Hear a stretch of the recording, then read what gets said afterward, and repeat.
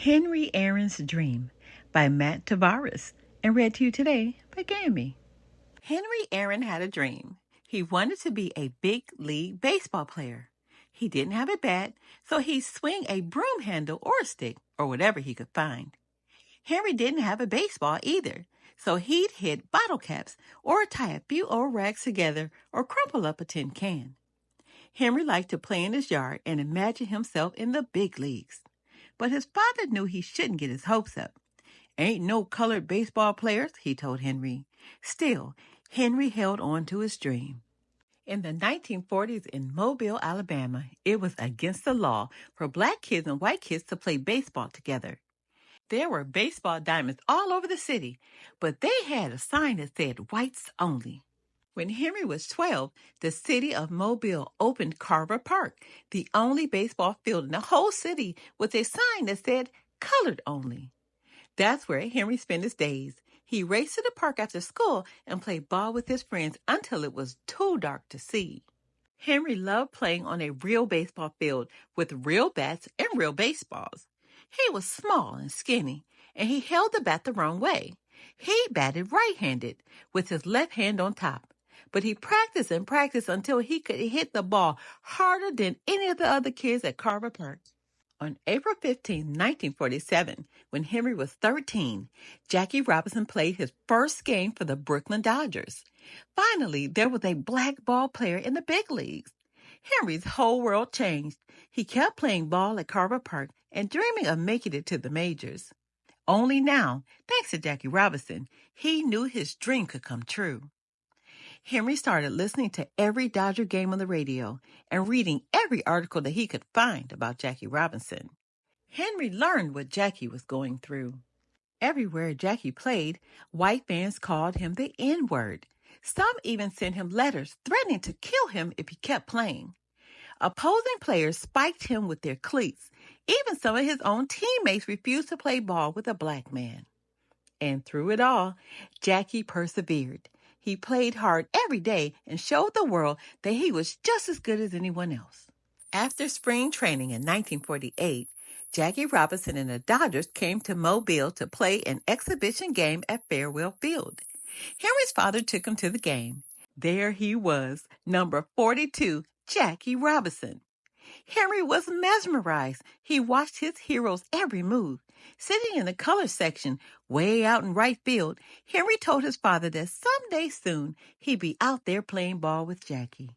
3 years later, in 1951, the manager of the Mobile Black Bears, a local semi-pro team, saw Henry playing at Carver Park and asked him to come join the team.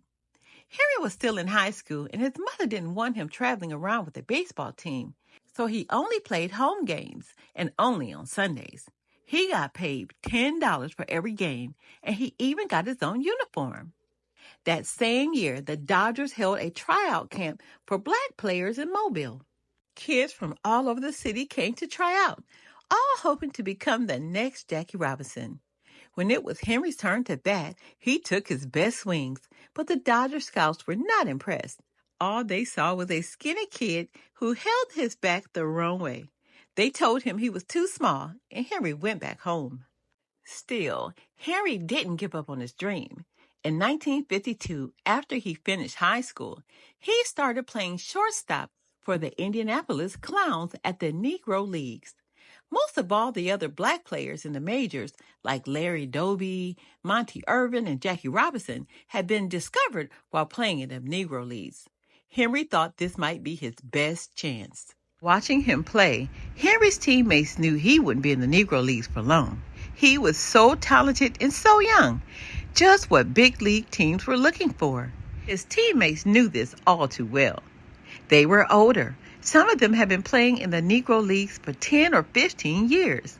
They had watched so many of their younger teammates leave for the majors and become stars while they stayed behind.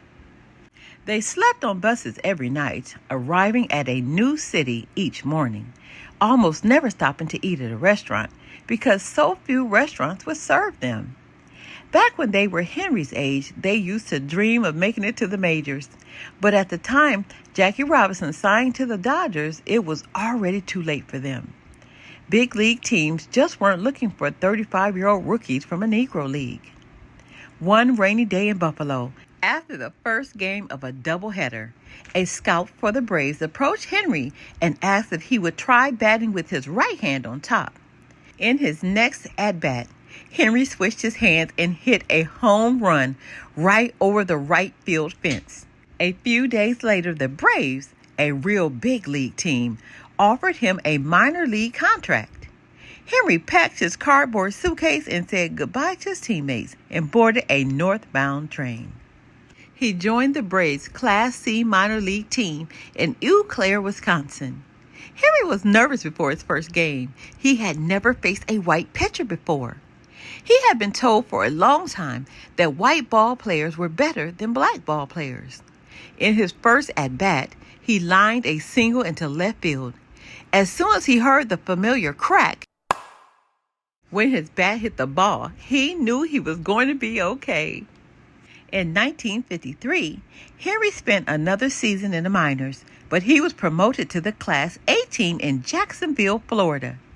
He had two black teammates, Horace Garner and Felix Mantilla. The rest of the team was white. Before that season, no black player had ever played in the South Atlantic League.